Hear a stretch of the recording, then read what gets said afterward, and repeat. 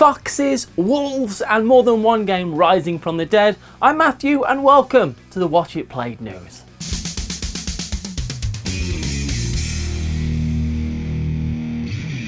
HeroScape is back, with HeroScape Age of Annihilation being announced by Avalon Hill. This news certainly was a surprise, as nothing has been officially released for this hex-based terrain building skirmish game for the last 12 years, when Battle for the Underdark and Champions of the Forgotten Realms came out. There's not much known about the plans Avalon Hill have for the game, but from what I found, the game will be backwards compatible with the old HeroScape sets that you've held on to just for this moment, right?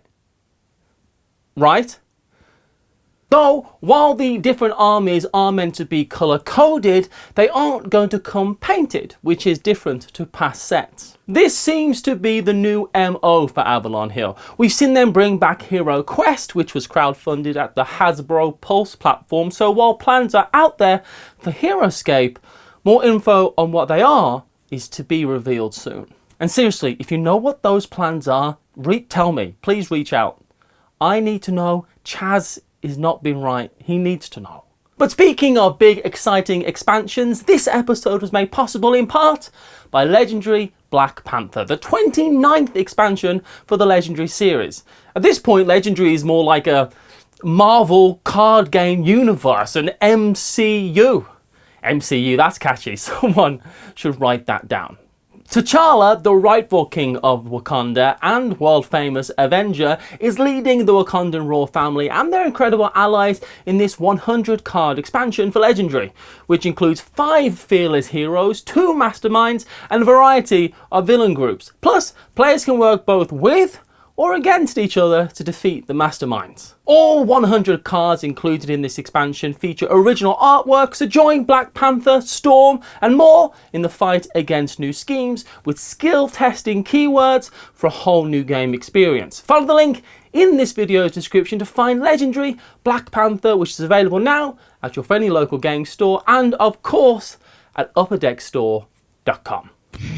The second massive piece of news is perhaps that of Star Wars the deck building game coming from Fantasy Flight next year. Fantasy Flight have made more than one foray into the world of Star Wars card-based games, such as Star Wars the card game, their LCG that ran from 2012 to 2018. Star Wars Destiny was a card and dice-based TCG that ran from 2016 to 2020.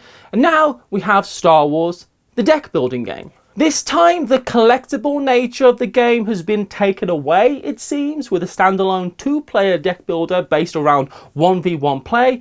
And according to ICV2, the first box is all about the Rebellion versus the Empire and comes from designer Caleb Grace, who worked on both Marvel Champions, the card game, and The Lord of the Rings, the card game. I'm expecting this product to be expanded out the wazoo, but it's interesting that they have moved away from their traditional collectible and living game models. And now, for some straight up speculation, I feel as though they've told us a lot and told us not much. Is this a living card game in everything but name? I have to assume there'll be expansion packs, perhaps maybe droids versus the clones led by Darth Vader, I don't know. But for that measure, what type of deck builder is this even going to be exactly? I am desperate to know more information about this, and I think everyone else will be too. Tiletum has been announced as the latest game in Board&Dice's Big T series of games, which are a series of complex Euro games, all beginning with the letter T. In Tiletum, which is up for pre-order now to be available at Essen, you and your fellow players take on the roles of rich merchants. Must be nice. Alright, travelling throughout Europe from Flanders to Venice during the golden age of the Renaissance. At the different cities, you'll acquire trade contracts as well as heraldry symbols, invest in the construction of cathedrals, gain the favour of noble families, and participate in important fairs where your main business occurs. And all this will be achieved through dice management with dual function dice, which is the bit that got me, I'll tell you. There really is a certain pedigree that comes from this line of games, so I'm always excited when a new one is announced. AEG have announced the 1 to 4 player Shake City, where players are city designers using patterns from what they're calling the new and exciting Cube Shaker. Again, that's the bit that got me. Over 15 rounds, the active player shakes the cube shaker, then presses the slider to drop 9 cubes in a 3x3 pattern. Then the player picks one of the building colours available from the pattern and places the corresponding building tile on their player board in the same pattern as the cubes revealed by the cube shaker. And all this is to score points, of course, by connecting roads to the edge of the board, for example, or factories next to each other, as well as homes, parks and shops in certain configurations to win big. This one's coming later this year, and I want to know more about this cube shaker.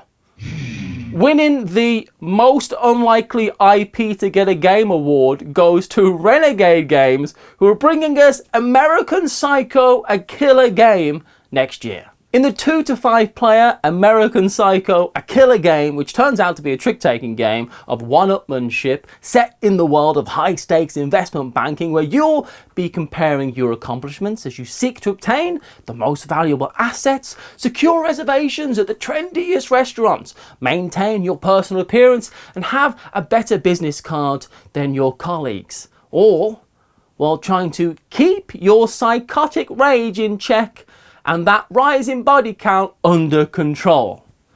And that's all from the actual blob. In game terms, you'll lead tricks meetings where all players contribute a card, usually of the matching suit, and the highest played card wins, but each meeting will have a killer suit that beats the leading suit, and then a scene card is drawn for each meeting, changing up how things shake out. I'm still thinking about that cube shaker. Look, I love trick-taking games, so I'm openly optimistic about giving this one a go. Feuerland Spiel have announced the 4-player only La Famiglia, the Great Mafia War, which has a much more bucolic cover than the name would suggest. It's the 1980s, and a merciless battle still rages in Sicily, the Great Mafia War, where different mob families fought with and against each other for supremacy in southern Italy. And in this game, you play against each other in teams of 2v2 to take control of Sicily. There are going to be 6 different mafia families, each with special asymmetrical abilities, and over a planning phase, you develop your abilities and bring fighters as well as secret orders to the board. Then there's the combat phase, where those orders are revealed and executed. Emphasis on the executed. This one looks super interesting to me and releases later this year. The Wolves, which unfortunately isn't about one of the greatest underdog football stories of the modern game, has been announced by Panther. It's about actual wolves, not the Wolverhampton Wanderers, but in this 2 to 5 player game, you'll be pack building as you compete to build the largest, most dominant pack by claiming territory, recruiting lone wolves, and hunting prey. Also, a lone wolf is how I kind of see myself, if you wanted some insight into my psyche. This is all driven by action selection, where each action requires you to flip terrain tiles matching the terrain where you wish to take your action. And these double-sided tiles mean that your action that you take this round will set up which terrain types you can act on in the next round. I love the sound of this one, and especially the way it looks, so I'm very interested in learning more when it releases in October. And finally, also from Pandasaurus, The Fox Experiment is the latest game by Wingspan designer Elizabeth Hargrave, where we are told that in 1958 an experiment on domestication began. From a large group of foxes, they selected the ones that reacted to humans with more curiosity and less aggression. In each generation, they selected only the friendliest pups to become parents, hoping to recreate the process that originally led to domestication thousands of years ago. And even though the foxes were chosen only for their friendliness, they soon started to get many of the physical traits that we associate with domesticated animals, like spots and floppy ears and curly tails, and all the other reasons I love my pathetic dog. In the game, The Fox Experiment, players aim to breed their own domesticated foxes round to round by selecting a pair of fox parents who have certain traits. You'll then gain those specific trait dice, roll them, and try to move them around to make and complete trait symbols, which you'll then mark off on your pup board. You'll then gain trait tokens depending on how many traits you marked off, which you'll use to upgrade tracks on your personal board. Look, I'm always gonna be interested in a game by Hargrave, and that paired with an interesting theme and beautiful art is just a must try for me. And that's the news. But continue your journey on with us to this month's On the Radar. I would say that's foreshadowing, but it's very much just the end of the news. So